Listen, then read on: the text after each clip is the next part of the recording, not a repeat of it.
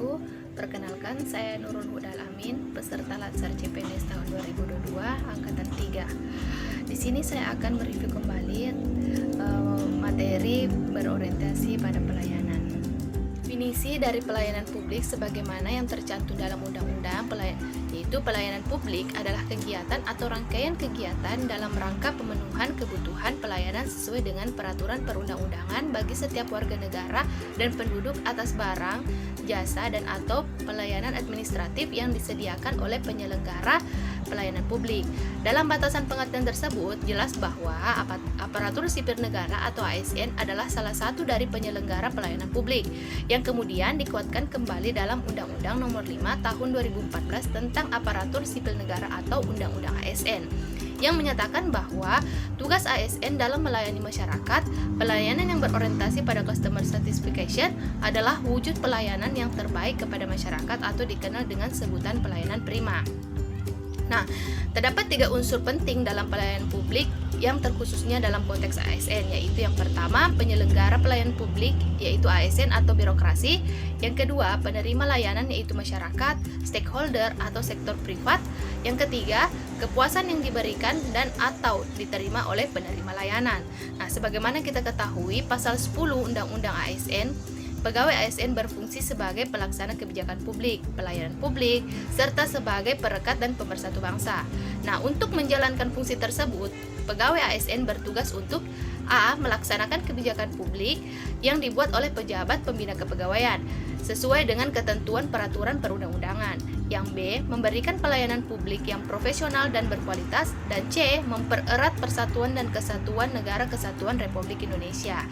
Nilai berorientasi pelayanan dalam Core Values ASN yaitu berdasarkan surat edaran Menteri Pan-RB nomor 20 tahun 2021 tanggal 26 Agustus 2021 tentang implementasi core values dan employer branding aparatur sipil negara, disebutkan bahwa dalam rangka penguatan budaya kerja sebagai salah satu strategi transformasi pengelolaan ASN menuju pemerintahan berkelas dunia atau world class government, pemerintah telah meluncurkan core values atau nilai-nilai dasar ASN berakhlak dan employer branding atau bangga melayani bangsa. Core values ASN berakhlak merupakan akronim dari berorientasi pelayanan, akuntabel, kompeten, harmonis, loyal, adaptif, dan kolaboratif. Nah, alasan lain yang mendasari pentingnya nilai berorientasi pelayanan bagi seorang ASN adalah untuk menghasilkan suatu paradigma berpikir bahwa ASN harus seoptimal mungkin memberikan pelayanan prima kepada masyarakat, sehingga diharapkan ada perubahan mindset yang mempengaruhi ASN dalam bersikap dan menghasilkan output atau outcome atas perubahan mindset atau paradigma dan perubahan sikap tersebut. Nah, sekarang kita berorientasi ke pelayanan. Sebagaimana kita ketahui, ASN sebagai profesi, suatu profesi berlandaskan pada prinsip sebagai berikut. A. Memiliki nilai dasar. B. Kode etik dan kode perilaku. C. Komitmen, integritas moral, dan tanggung jawab pada pelayanan publik. D. Kompetensi yang diperlukan sesuai dengan bidang tugas. E. Kualifikasi akademik. F. Jaminan perlindungan hukum dan melaksanakan tugas.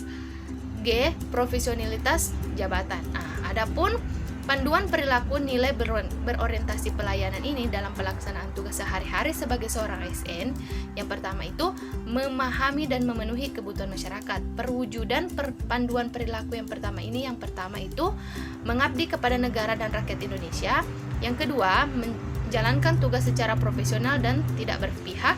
Yang ketiga, membuat keputusan berdasarkan prinsip dan keahlian. Dan yang keempat, menghargai komunikasi, konsultasi, dan kerjasama. Nah, seorang ASN harus ramah, cekatan, solutif, dan dapat diandalkan. Nah, adapun nilai dasar yang kedua ini diantaranya, yang pertama, memelihara dan menjunjung tinggi standar etika yang luhur, memiliki kemampuan dalam melaksanakan kebijakan dan program pemerintah, dan yang ketiga, memberikan layanan kepada publik secara jujur, tanggap, cepat, akurat, berdaya guna, berhasil guna, dan santun. Nah, yang ketiga, melakukan perbaikan tiada henti, yang diwujudkan dengan yang pertama, mempertanggungjawabkan tindakan dan kinerjanya kepada publik. Yang kedua, mengutamakan pencapaian hasil dan mendorong kinerja pegawai.